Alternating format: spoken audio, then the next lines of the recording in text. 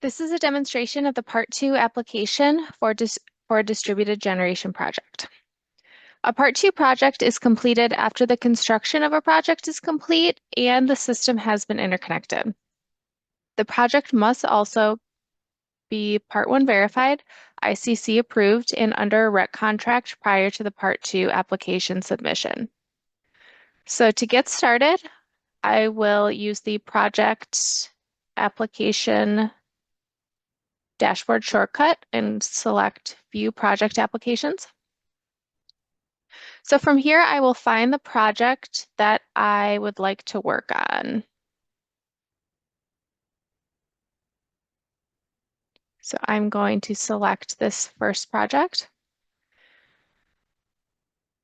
So the batch status will need to show ICC approved, which it does. So from here, I will select the edit icon next to the Part 2 application status, and this will open the Part 2 application.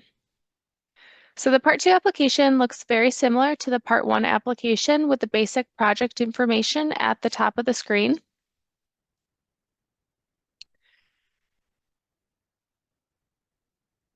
Followed by 4 sections of information. And we will get started the same way we did in Part 1 by selecting Section 1 to open that section of the application.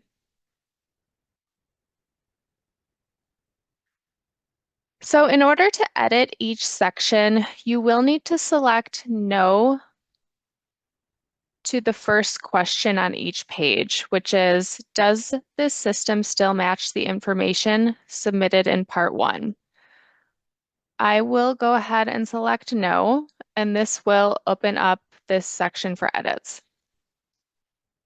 I am going to change the capacity factor, which is the only change that I will make in this section since everything else looks good. So I've updated the capacity factor. I will select Calculate to recalculate the recs. And then no other changes were needed. So I will go ahead and save and continue. This brings up section 2, which is the interconnection details. So again, I will first need to select No at the top of the screen to open the section for changes. I will enter the final interconnection approval date using the date that the utility signed the permission to operate document.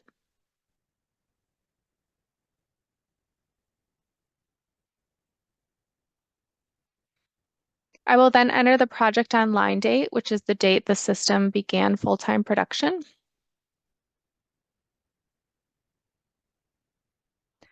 Next is the date of the project certificate of completion, which is often the same as the interconnection approval date.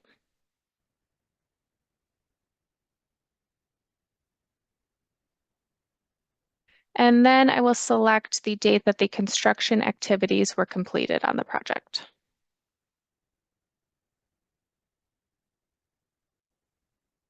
Next, I will select the tracking system, which will either be GATS or MRETs. And then I will enter the unit ID for the registry. I will also need to enter the name of the GATS account holder. And then last, I will indicate whether I have a net metering application approval letter. This is required for ComEd. So in this case, I will say yes, and I will select Save and Continue. So this will bring up section 3, which is the installer information. So I will need to make edits and additions to this page. So I will start out by selecting No to the first question in order to open it for edits. I will first verify that the installer information is correct. It's important to ensure that the qualified person is also correct since this pulls over from the approved vendor information. In this case, I do need to make an update. I will also need to enter the ICC docket number for the ICC certified installer.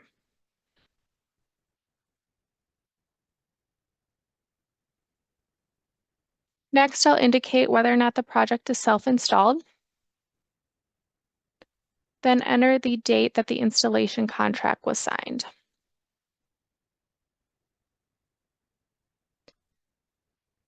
Then there's the subject to prevailing wage indication. It is visible, however, you're not able to make edits to this field. This is selected automatically based on the application data, so it's informational purposes only.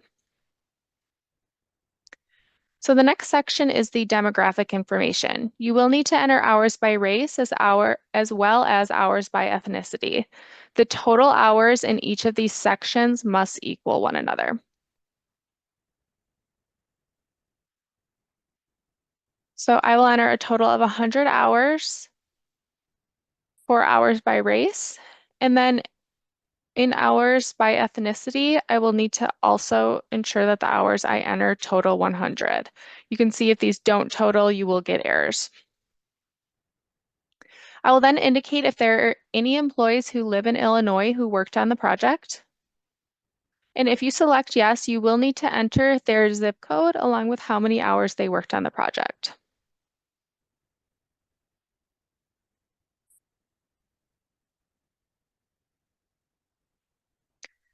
So the next area is entering any hours worked by a worker related to any of the job training programs listed, along with the total number of graduates of job training programs. So once you are complete with this section, you can select Save and Continue.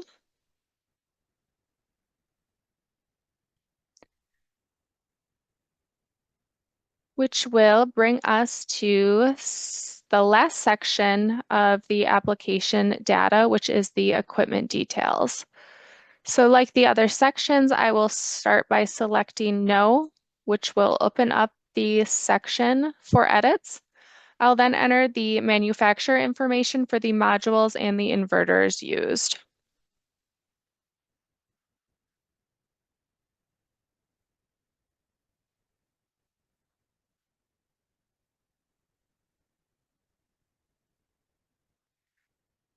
The inverter details field is pre-populated from the Part 1 application, but you do have the option to edit that here if needed.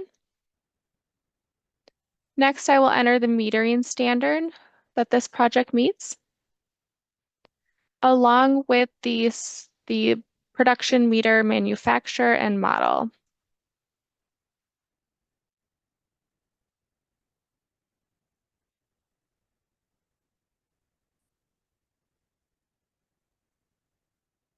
Then you will indicate if your system has battery backup, which is pre-populated from Part 1.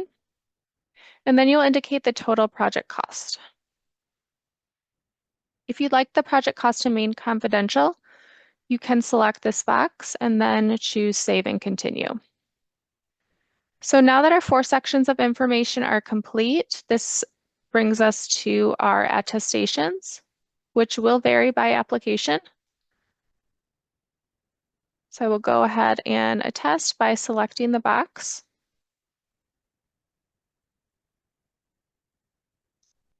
And then there is an opportunity to provide additional context on any changes that happen between Part 1 and Part 2. So providing information here as well as the comments box can help prevent additional requests for information later on during the application review process. So finally, we've come to the document upload section. So I will select the blue Documents button, which will display the required documents.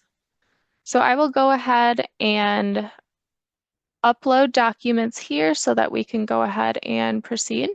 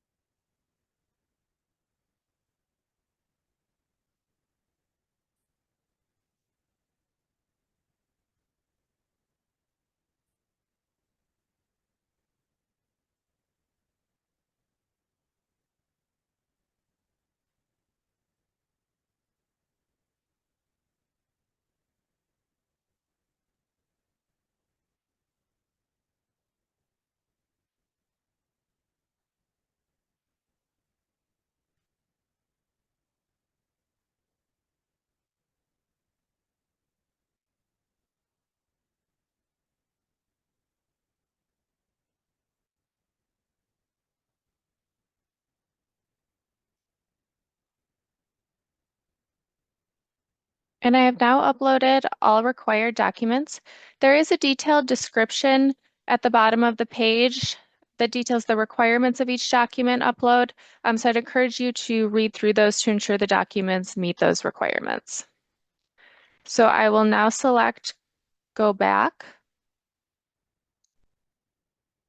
And I am ready to submit my application. So I can scroll down to the bottom of the screen, select Submit Part 2 Application.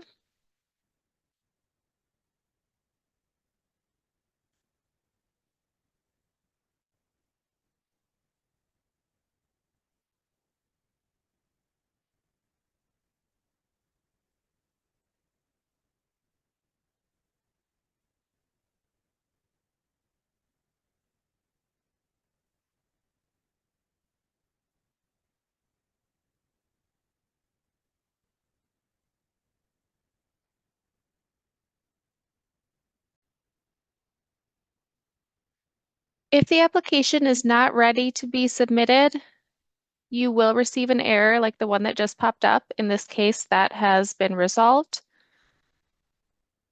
And I will go ahead and submit the Part 2 application. And I will now receive a confirmation that it has been submitted. I can select OK, and I can now view the Part 2 status as submitted.